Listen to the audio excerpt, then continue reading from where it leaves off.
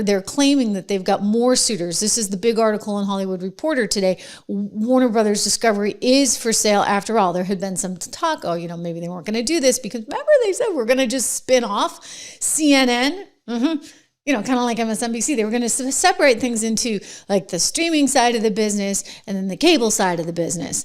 And obviously one side of the business was going to have the value. That would be the streaming. And then the other side of the business, well, they could let it die slowly on the vine.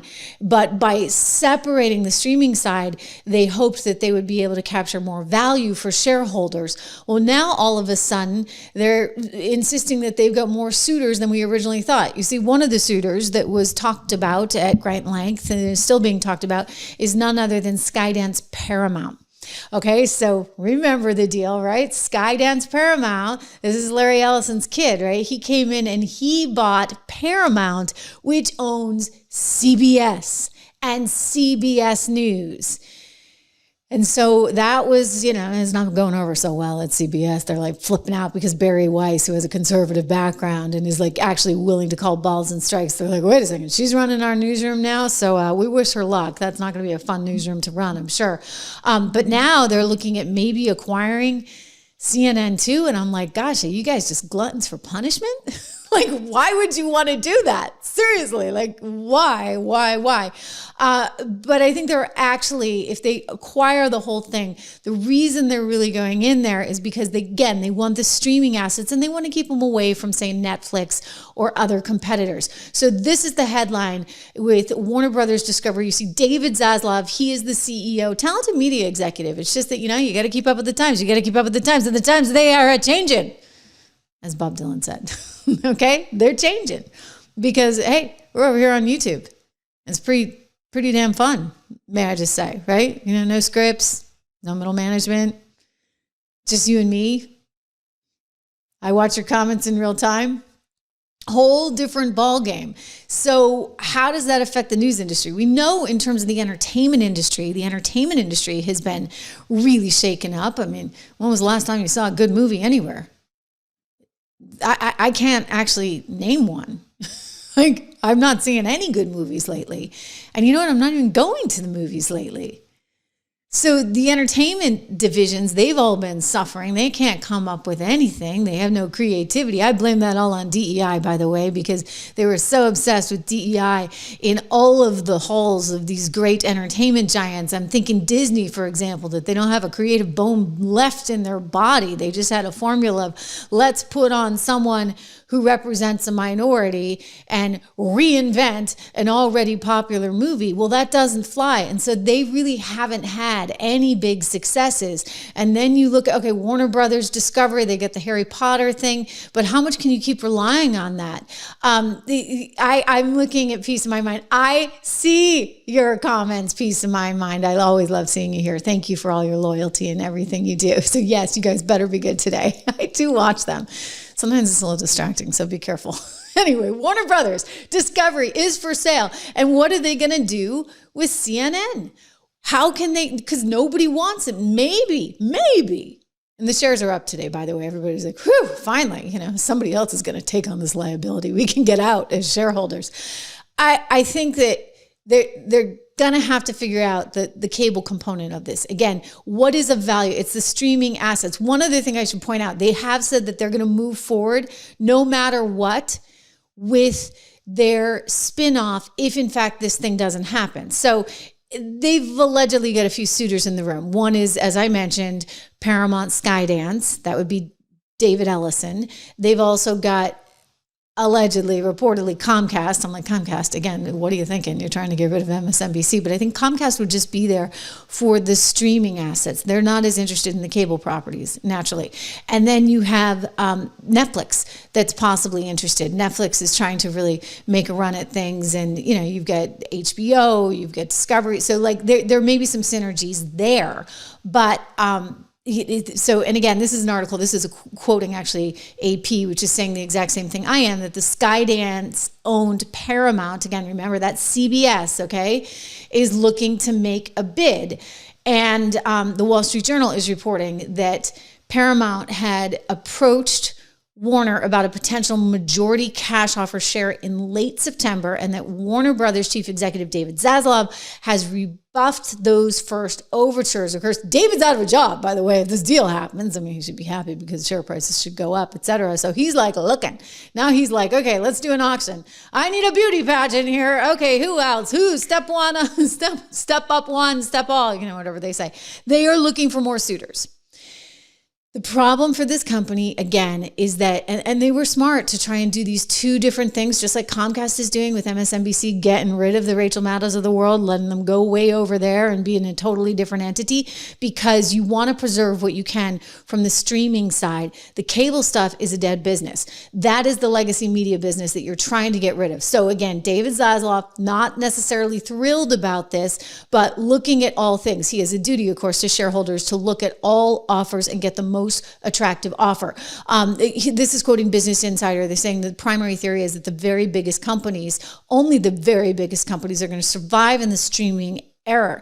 And this is why a Paramount Skydance, again, Paramount being CBS, Skydance, WBD, Warner Brothers, Discovery mashup would be a possible challenger to the likes of Netflix or Disney or Amazon. I am only going to say that, like Netflix hasn't been so hot lately. Disney has not been so hot lately. I think the real game in town, frankly, is YouTube.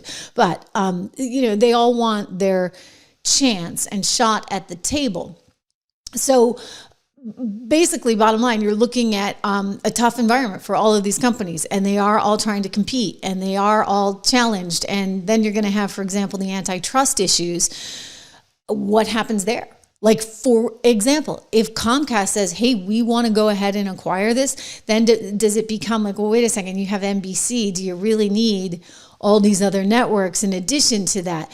This is one thing that may give Paramount Skydance that upper hand, because the Ellisons have a relationship. Daddy, Larry Ellison, has been a longtime Donald Trump supporter. So maybe they can cut through some of that red tape. I don't know.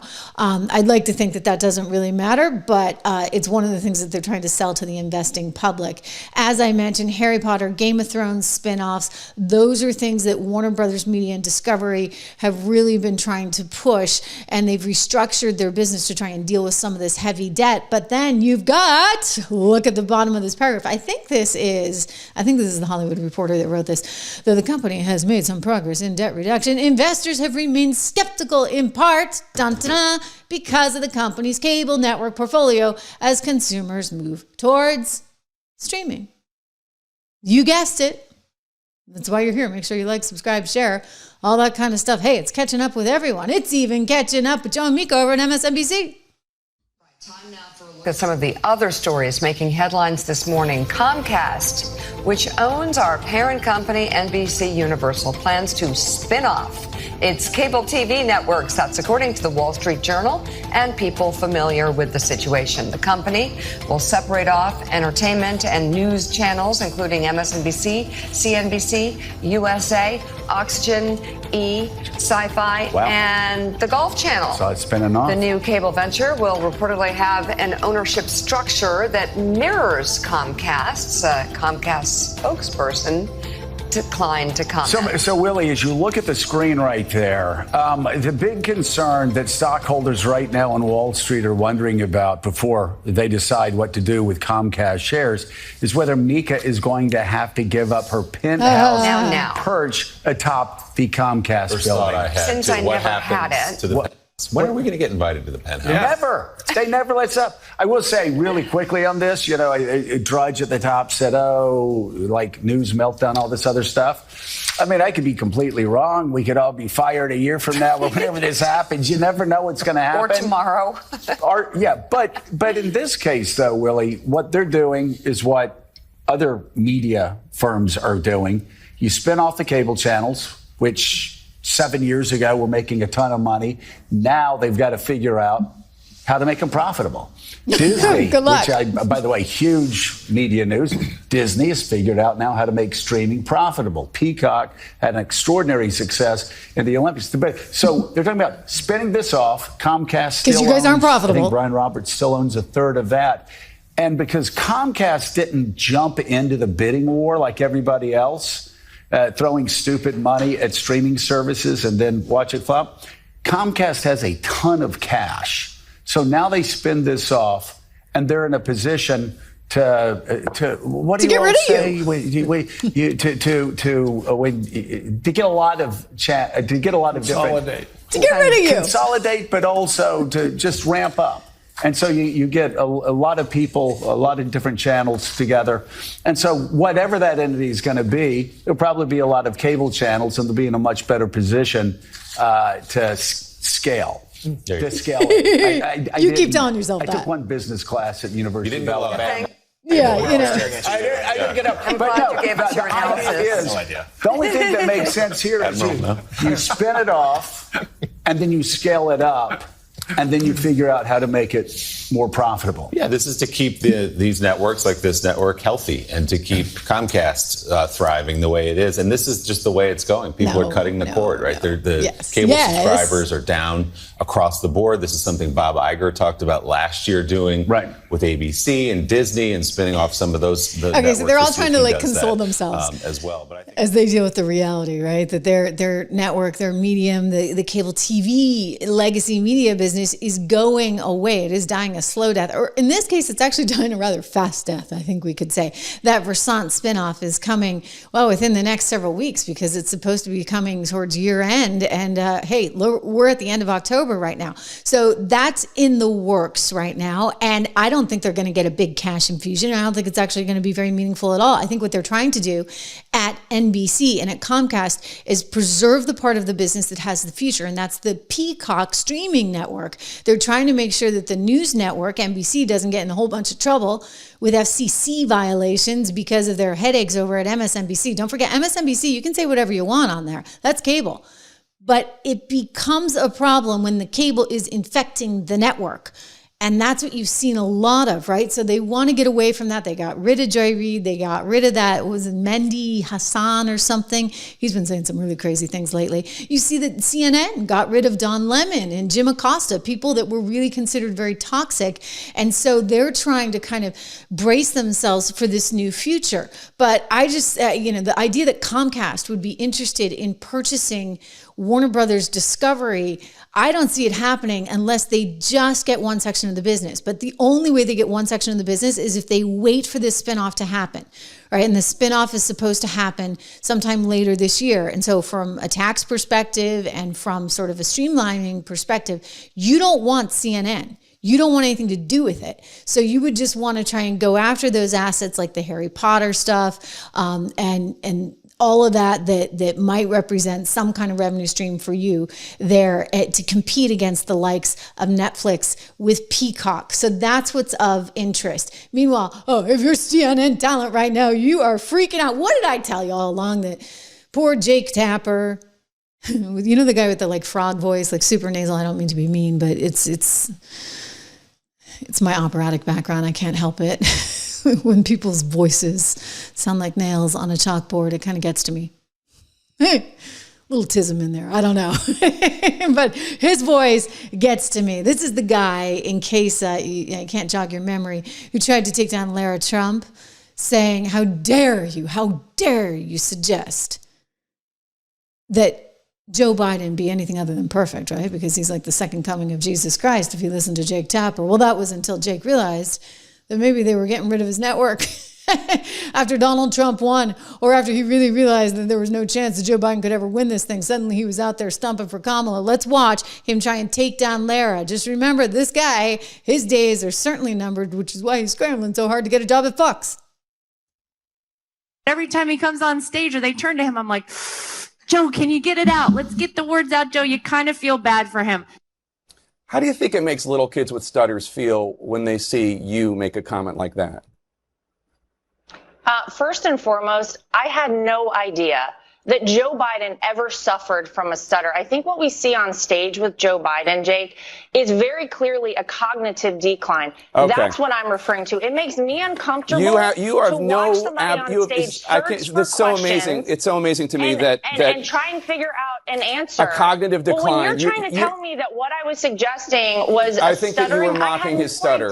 Yeah, I think you were mocking his stutter, and I think you have absolutely no standing to diagnose somebody's cognitive decline. I would think that somebody in the Trump family would be more sensitive to people who do not have medical licenses diagnosing politicians from afar. Plenty of people have diagnosed your father from afar. What a jerk. And I'm sure it offends you. Your father-in-law from afar. I'm sure it offends you. You don't have any standing to say. I'm not diagnosing him. What I'm saying, Jake, you just talked is about that a cognitive decline.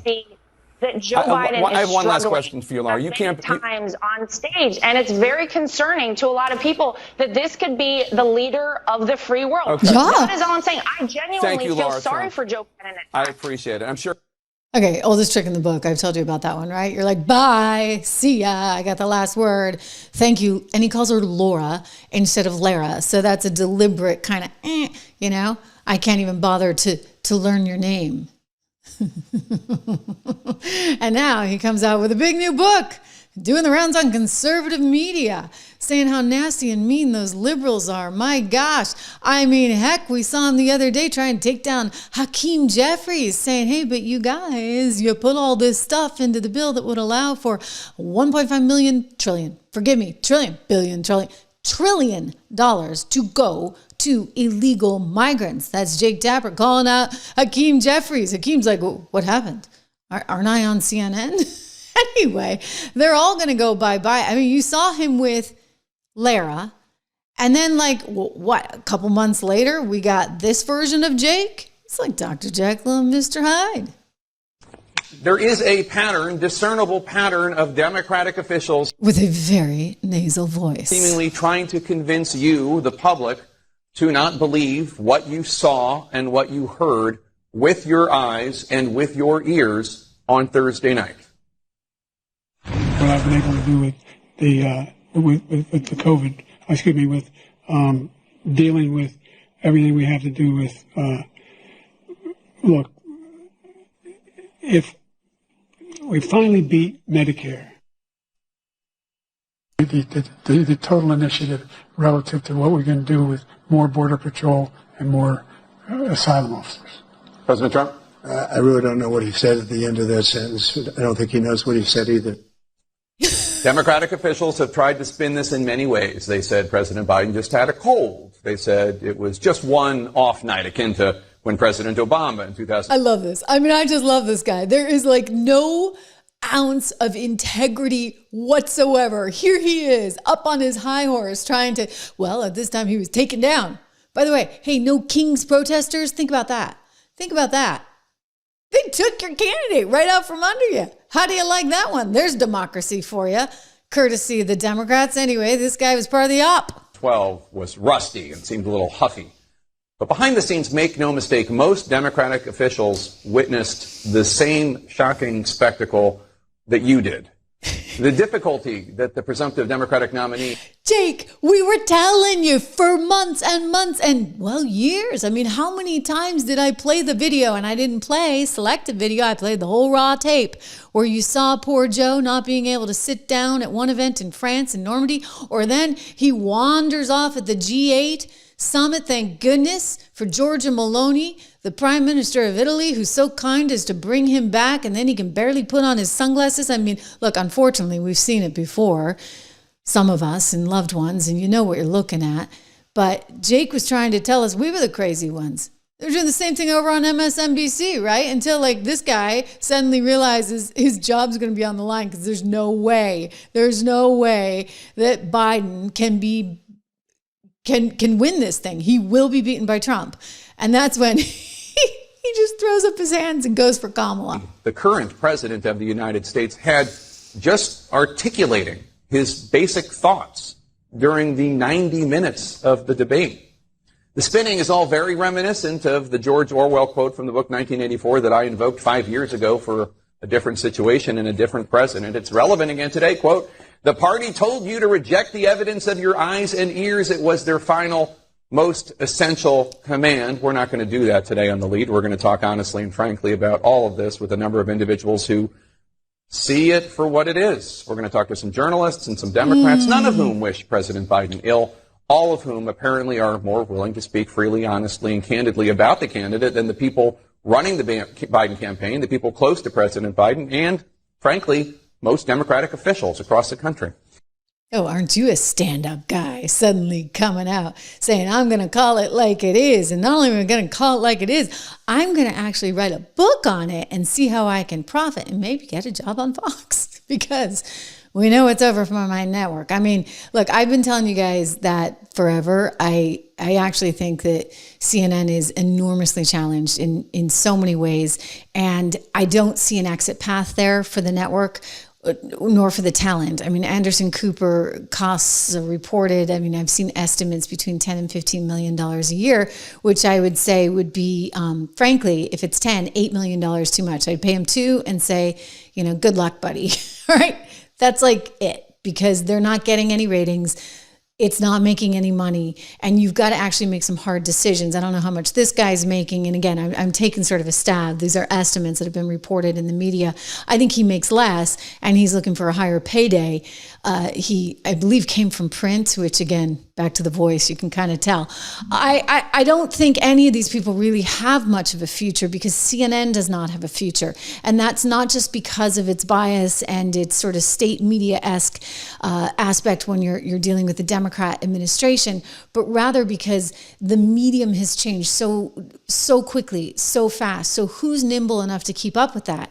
Fox, to a certain extent, is in a better position, in part because, well, it's a conservative network and a conservative one. And so I think that there's more faith and more trust. But don't kid yourself, even over there. I mean, you know who, right? Was in all kinds of trouble. And fortunately over here as a result, because I was willing to say something that nobody was willing to say in March 2020, which was that we should not be shutting down the country. Thank you very much. There's ways to do this and there's ways to do this. And we don't need to pay attention to the plane crash type atmosphere that they were creating. And believe me, they were creating on CNN, because that was only going to be a bad political outcome for Donald Trump and a bad economic outcome for the United States of America. And look, I didn't know what I didn't know at that time. And looking back on it, though, I'd say I was right? But the point being that at a network, that's still not going to be tolerated. You think they got your back. They even actually approve your commentaries over there. But when push came to shove, good luck. Okay, fine. I'm over here now. And guess what? I mean, not to brag too much, but do you know that I have about 5 times the monthly views as the entire Fox Business Network?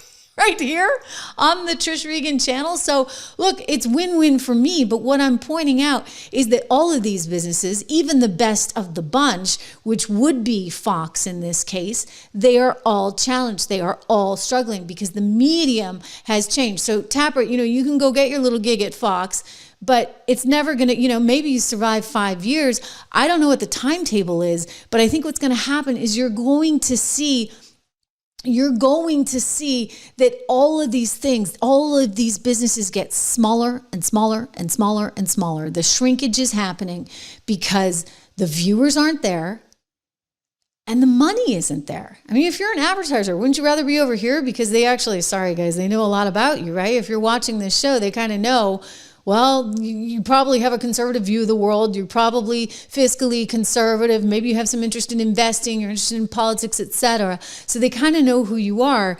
And I think there's just more for advertisers to pinpoint. And as a result, this is the future. Okay, so I don't know what to tell you over at CNN. I think that all of you would be kind of smart to blow out of the joint as fast as you could. But you won't, right? Because it's nice to have 40 people around you. It's nice to have the hair and makeup team, okay? I get it. But my advice to all of you is that it's actually much more nice to be your own boss and to know that you are accountable to the audience only, not to middle managers, not to some CEO, not to shareholders, but to yourself and to your audience. And that's the beauty of this business. But, MSNBC is going to be facing the same thing itself. You get CNN going bye. You got MSNBC dealing with the spinoff. And by the way, again, CNN either goes to one of these entities that effectively just squashes it or tries to shut it down or rolls it in, say, to CBS or something like that, or CNN gets spun off just like MSNBC is being spun off. And then they're going to face the same set of challenges. I mean, there's no way they can escape this, in part just because of the fundamental structures of the companies, the way that these deals are set up with cable companies.